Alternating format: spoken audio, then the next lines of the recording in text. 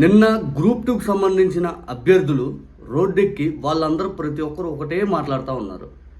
పవన్ కళ్యాణ్ గారు మిమ్మల్ని నమ్మి ఓటేశాం, మీరేదో చేస్తారు అని చెప్పి మమ్మల్ని మోసం చేశారు, మిమ్మల్ని నమ్మే ఓటేశాం, మమ్మల్ని వంచనకు గురి చేశారని చెప్పి మ్యాక్సిమం అక్కడ ఉన్న అభ్యర్థులు ఎవరైతే ఉన్నారో మ్యాక్సిమం ఒక 92,250 మంది వాళ్ళు మొన్న ఏదైతే గ్రూప్ 2 ఎగ్జామ్ రాయాలి అని చెప్పి అప్లికేషన్ ఎవరైతే పెట్టుకున్నారో వాళ్ళు maximum number of people Pawan Kalyan గారిని చూసి ఓటేశాం, మీరు మమ్మల్ని మోసం చేశారు అని చెప్పి అందరూ అదే అడుగుతుంటే పవన్ కళ్యాణ్ గారి తరపున ఒక్క రియాక్షన్ కూడా రాలేదండి.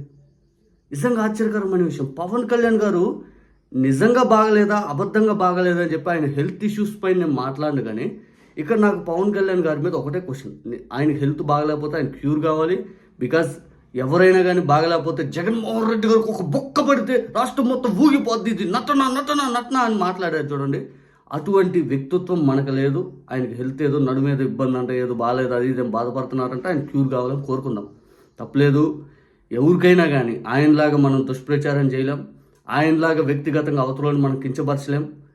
ఆయనలాగా ఏదైతే ఎన్నో ఫోటోలు నిజంగా చెప్పాలనుకుంటే పవన్ కళ్యాణ్ గారు బెడ్ మీద ఏదైతే హాస్పిటల్లో చికిత్స తీసుకుంటున్న ప్రతిసారి ఆయన హాస్పిటలైజ్డ్ అయిన ప్రతిసారి ఎన్నో ఫోటోలు బయటకు వచ్చినాయి పవన్ కళ్యాణ్ గారి. బహుశా మరి ఆయనకి నిజంగా బాగోలేదు అబద్ధంగా బాగోలేదు మనం దాని గురించి మాట్లాడటం కూడా అనవసరం. కానీ ఒక్క రియాక్షన్, ఒక్క ట్విట్టర్లో ఒక పోస్ట్ పెట్టలేకపోయారా? నాకు అది ఆశ్చర్యం అనిపించింది.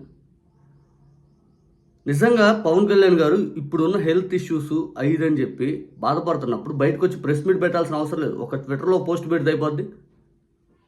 తర్వాత 1,00,000 కోట్ల అప్పు అని చెప్పి ప్రజలందరూ ఇప్పుడు దుమ్మెత్తిపోస్తుంది ప్రభుత్వం పైన, దాని మీద రియాక్షన్ లేదు.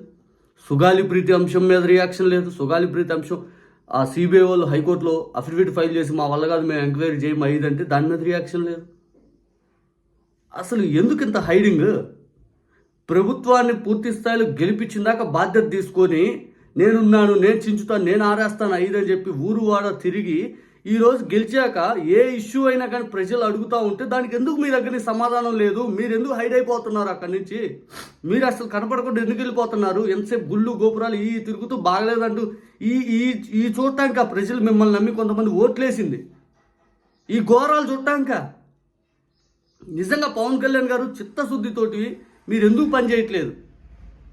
నిజంగా ఈరోజు రాష్ట్ర ప్రజలందరూ బాధపడతా ఉన్నారు. 92,000 మంది జీవితాలు ఒక్క మాట చెప్పలేరా చంద్రబాబు నాయుడు గారికి? సార్ ఎందుకు సార్ ఇది మనకు ఎందుకు? వాళ్ళ భవిష్యత్తు సార్ అయిదని మనం యువతను నమ్మే కదా, యువతను మనం నమ్మించాం కదా, వాళ్ళు మనం చూసి ఓటేసిందని ఒక్క మాట చెప్పలేకపోతున్నారు. అర్ధరాత్రి హాస్పిటల్ బెడ్ మీద నుంచి ఫోటోలు రిలీజ్ చేశారు, కానీ ఒక్క ట్వీట్ పెట్టలేకపోయారు సార్. ఒక్క ట్వీట్. ఏం చంద్రబాబు గారికి ఫోన్ చేయలేకపోయారా? లోకేష్ గారికి ఒక్క మాట చెప్పలేకపోయారా? మ్యూజికల్ నైట్ ప్రోగ్రామ్స్కి వచ్చారు సార్ మీరు. మ్యూజికల్ నైట్ ప్రోగ్రామ్కి అటెండ్ అయ్యారు. నిజంగా రాష్ట్ర ప్రజలు మిమ్మల్ని ఎందుకు గెలిపించుకున్నాం మహాప్రభు అని అల్లాడిపోతూ ఉన్నారు. Serious reaction. 92,000 మందికి పైగా వాళ్ళ జీవితాలు మీకు కనపడలేదు, మ్యూజిక్ నైట్ ప్రోగ్రామ్ అటెండ్ అవ్వడానికి కనపడింది. ఎందుకు? ఇంకా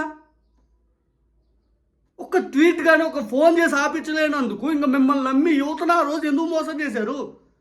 నేనున్నాను, నేను చేపిస్తాను, జగన్ వద్దు, చంద్రబాబు కావాలి, జగన్ వద్దు అది ఇదని చెప్పి నేను మొత్తం చేపిస్తాను, నేను అని చెప్పి ఊరు వారా తిరిగి ఈరోజు వీళ్ళందరూ యువతను మోసం చేశారు. మీరు యువతను మోసం చేశారు.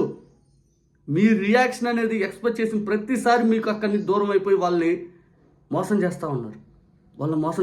ఇప్పుడు ఎగ్జామ్ కండక్ట్ అవుతుంది. వాళ్ళకు రోస్టర్ విధానం పైన రిజర్వేషన్ పైన ఒక్కరు స్పందించే నాదులు లేదు. నిజంగా చెప్పాలంటే